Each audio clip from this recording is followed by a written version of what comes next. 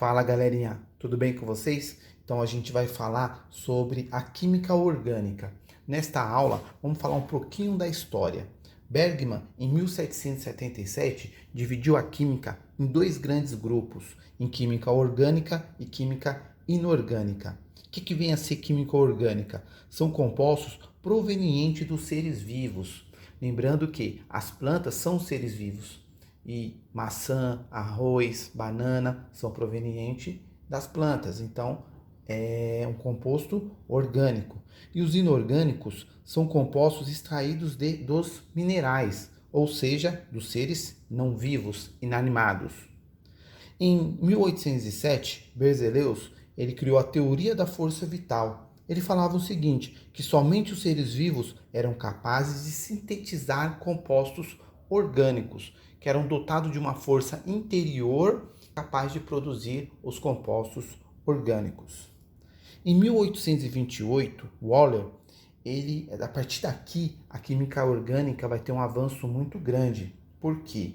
Acidentalmente, ele conseguiu produzir o primeiro composto orgânico em laboratório.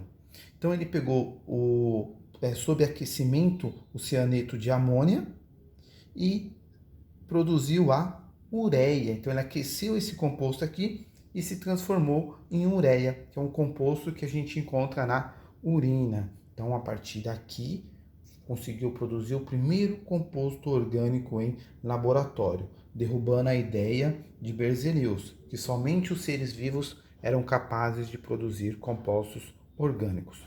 Kekulé vai falar o seguinte, que a química orgânica ela vai estudar os compostos que contêm o elemento químico carbono. Daí a importância da gente conhecer um pouco mais sobre esse elemento químico. Então ele desenvolveu o postulado de Kekulé. O que vem a ser esse postulado de Kekulé? Ele fala o seguinte, que o carbono é tetravalente, ou seja, o carbono faz 4 ligações. O que vem a ser essas ligações, né? Os elementos eles se juntam com outros elementos para formar uma substância.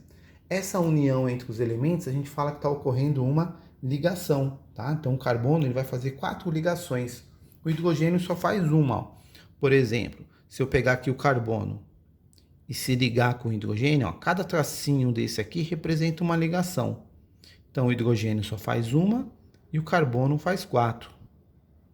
Observe, ó, o carbono está fazendo 1, 2, 3, 4. E o hidrogênio só uma. Esse carinha aqui é o CH4, o metano, gás metano. Ele é produzido a partir da decomposição da matéria orgânica.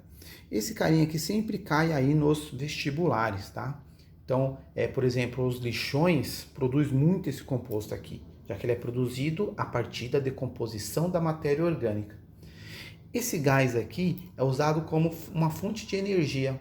Quem mora em apartamento, por exemplo, que tem gás encanado, é proveniente desse gás aqui que vem dos lixões. Eles fazem lá um sistema para captar esse gás e produzir aí energia. O carbono vai ser aqui, ó, são equivalentes. Observe que esse é igual a esse. Ó. Aqui nós temos 3 hidrogênios ligados ao carbono e um cloro. Aqui é a mesma coisa.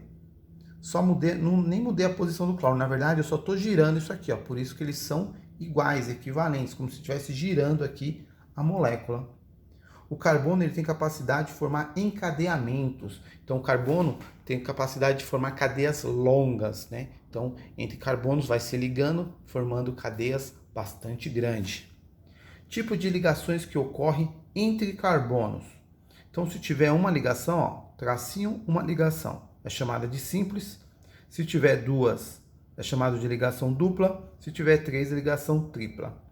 Essa primeira, a gente vai falar que é uma ligação também sigma, que é uma ligação muito forte, responsável pela junção aqui entre os átomos de carbono. Se tiver duas, a primeira é a sigma, as demais vai ser pi, igual a outra aqui vai ser pi. Essa pi já é uma ligação um pouquinho mais fraca, mais fácil de ser rompida para formar outros compostos em uma reação química.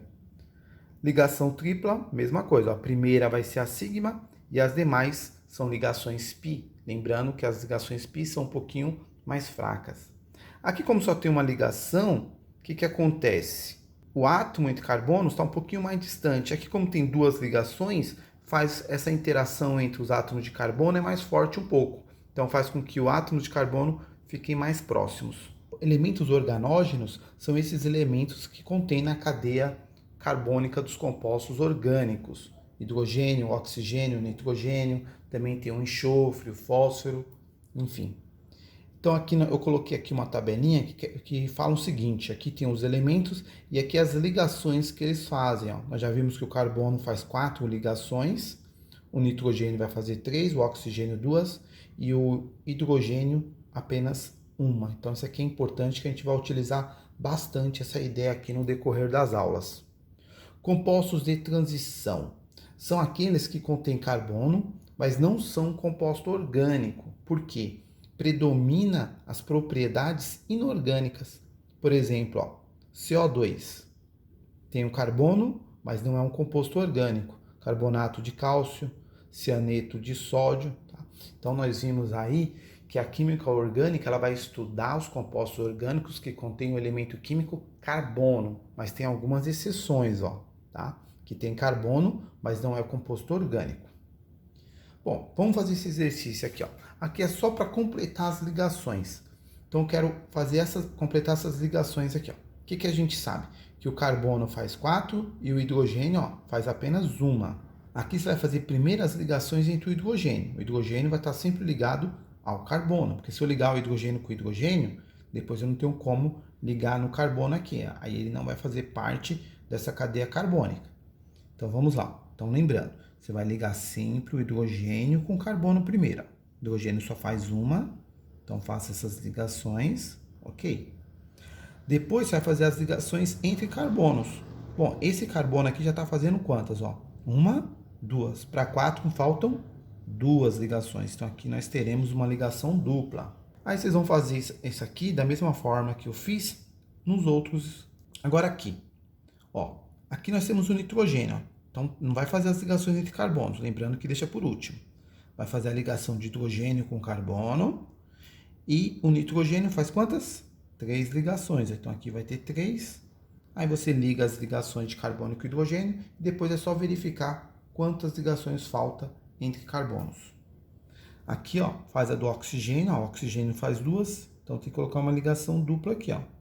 Aí faz a do hidrogênio, ó. O hidrogênio faz uma. Depois faz as ligações entre carbonos. Observe que esse carbono está fazendo 2, para 4 faltam 2. Aqui, né, se dá uma dupla não vai dar certo. Então tem que colocar um hidrogênio aqui, ó. Senão não vai dar certo. Colocando um hidrogênio, aí sim. Aqui vai fazer 3, para 4 aqui falta apenas 1. Aí vai dar certinho. Agora, nesse exercício 2, o que é para fazer aqui? É para completar as ligações de carbono com hidrogênio. Então observe que lembrando que o carbono faz 4, ela está fazendo 1. Para 4 faltam 3. Então aqui eu tenho que ter 3 hidrogênios.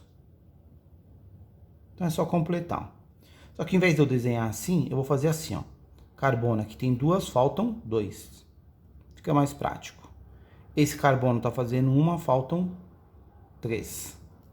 Esse carbono faz 1, 2, 3, só falta um H. E esse daqui também está fazendo 3, falta um H. Lembrando que a gente pode representar a cadeia carbônica dessa forma. Onde estão os carbonos aqui? Eu coloquei os carbonos terminais e agora cada encontro de reta também tem um carbono. Então vou colocar aqui para vocês verificarem onde está o carbono na cadeia. Agora eu vou colocar os hidrogênios, que é o que está pedindo no problema. Então esse carbono aqui, ó, já tem os hidrogênios, só vou pôr desse. Esse tem 1, 2, para 4 faltam 2. Esse daqui, ó, 1, 2, 3, só falta 1. E aí vai fazendo essa ideia para todos os carbonos, ó. Esse daqui já tem 3, esse aqui tem 1, 2, faltam 2. Tá ok, pessoal? Então a aula foi isso. Espero que vocês tenham curtido aí e até a próxima. Tchau.